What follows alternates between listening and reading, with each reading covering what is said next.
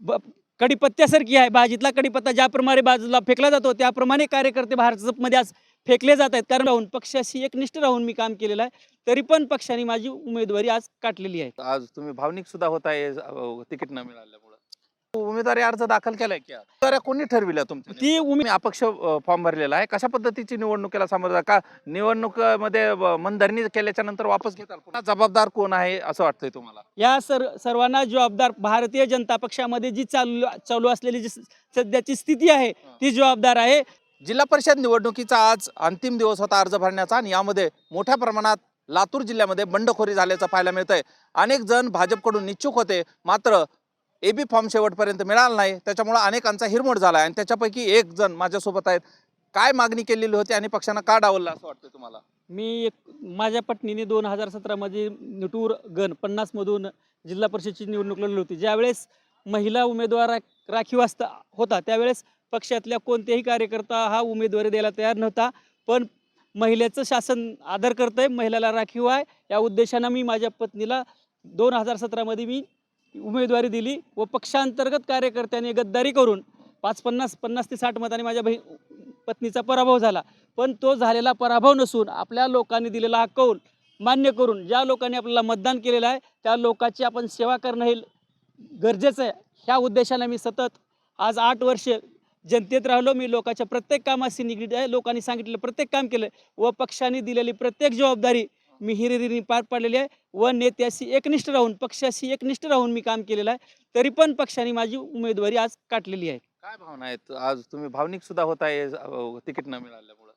भावना काय, पक्षाने निष्ठावंत कार्यकर्त्याला डावलून जो कार्यकर्ता त्यांच्या पुढे मागे करतो अशा कार्यकर्त्याला आणि त्यांच्या सोबत राहणाऱ्या कार्यकर्त्याची किंमत जर पक्षाकडे प्रत्येक होत असेल, तर निष्ठावंत कार्यकर्त्याची किंमत ही कढीपत्त्यासारखी आहे. भाजीतला कढीपत्ता ज्याप्रमाणे बाजूला फेकला जातो, त्याप्रमाणे कार्यकर्ते भाजपमध्ये आज फेकले जात आहेत. कारण भाजपला आज भारतीय जनता पक्षाच्या कार्यकर्त्याची कुठलीच तम्मा राहिलेली नाही, कार्यकर्त्याबद्दल कुठलाच आदर राहिला नाही. आम्हाला आजही पक्षाबद्दल व पक्षाच्या पूर्ण नेत्याबद्दल आजही आदर आहे. आम्ही पक्षाशी एकनिष्ठ आहोत, पक्षाशी इमानदारीनं काम केलं होतं. आजही पक्षाशी आम्ही इमानदारीनं आहोत. पक्ष म्हणजे तुम्ही उमेदवारी अर्ज दाखल केलाय की आज मी उमेदवारी अर्ज दाखल केलाय म्हणजे पक्षाला कुठं तर कळालं पाहिजे की बाबा अशा निष्ठावंत कार्यकर्त्याला बाहेर फेकलं जातंय. ही पक्षाच्या निष्ठावंताला जर अशा पद्धतीनं बाहेर फेकलं जात असेल, निष्ठावंत म्हणजे काहीच नाही आणि ह्यांच्या पुढे मागे करणारा माणूस म्हणजे जर निष्ठावंत असेल, तर ही एक खंत आहे. ही माझीच खंत नसून हा प्रत्येक निष्ठावंत कार्यकर्त्याची खंत आहे. ही असं माझं. पालिका निवडणुकी अगोदर देखील मोठी बंडाळी पाहायला मिळाली. अनेक इच्छुकांना उमेदवारी भाजपकडून मिळाल्या नव्हत्या. यावेळेस काय झालं? तुम्ही कुणाकडे मागणी केली होती? मी भारतीय जनता पक्षाच्या सर्व नेत्याकडे मागणी केली होती. जिल्हा अध्यक्षाला फोन केल्यानंतर आमच्या जिल्हा अध्यक्षांनी तर बोलू सुद्धा शकले नाहीत.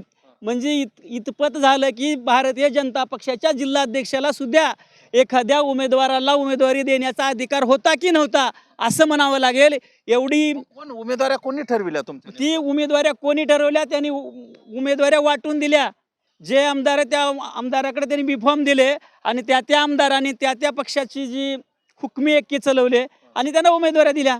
निष्ठावंत कार्यकर्त्याला उमेदवाऱ्या दिलेल्या नाहीत, त्यापैकी एक मी आहे. आता तुम्ही अपक्ष फॉर्म भरलेला आहे. कशा पद्धतीची निवडणुकीला सामोरं जा का निवडणुकीमध्ये मनधरणी केल्याच्या नंतर वापस घेताल पुन्हा फॉर्म? मनधरणी नाही, मी ह्यांची मनधरणी नाही.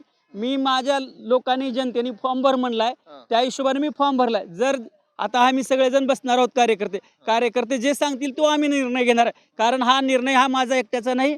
हा मी उमेदवार नसून जे माझ्या पाठीमागची भारतीय जनता पक्षाचे व इतर पक्षातले आता सगळेच कार्यकर्ते व माझी मित्रमंडळी आहेत, त्यांच्या म्हणण्यानुसार मी जे निर्णय घेणार आहे. जबाबदार कोण आहे असं वाटतंय तुम्हाला? या सर्वांना जबाबदार भारतीय जनता पक्षामध्ये जी चालू असलेली जी सध्याची स्थिती आहे, ती जबाबदार आहे. निष्ठावंत कार्यकर्त्याला ठीक आहे, मला उमेदवारी नाही दिली तर चालली असती, पण जो भारतीय जनता पक्षाचा निष्ठावंत एखादा गरीब कार्यकर्त्याला जर कोणाला मिळाली उमेदवारी?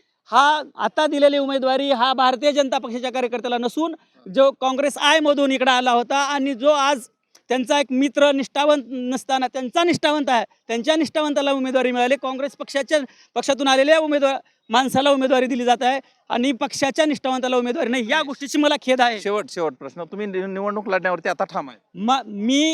माझे जर माझे लोकांची भारतीय जनता पक्षाच्या आणि इतर कार्यकर्त्यांच्या मित्रांच्या जो निर्णय होईल, जो सांगतील, त्यांनी लढ म्हणले तर मी लढायला तयार आहे. त्यांनी जर म्हणले नाही आपण तुम्ही गप्प बसा, आपण आजही पक्षाशी एकनिष्ठ राहायचे, अशी जर भूमिका असेल तर मी त्यांच्या भूमिकेशी सहमत राहणार आहे. अनेक ठिकाणी जे आहे ते मोठ्या संख्येनं लातूर जिल्ह्यामध्ये पुन्हा एकदा बंडाळी पाहायला मिळते. अनेक पक्ष तले कार्यकर्ते जे आहेत ते पक्षावरती जे आहे ते एकनिष्ठ असून देखील तिकीट न मिळाल्यामुळे नाराज असल्याचं पाहायला मिळतंय. त्यामुळं पुन्हा एकदा हे लोण महानगरपालिकेनंतर झडपी निवडणूक आणि पंचायत समिती निवडणुकीमध्ये पाहायला मिळत आहे.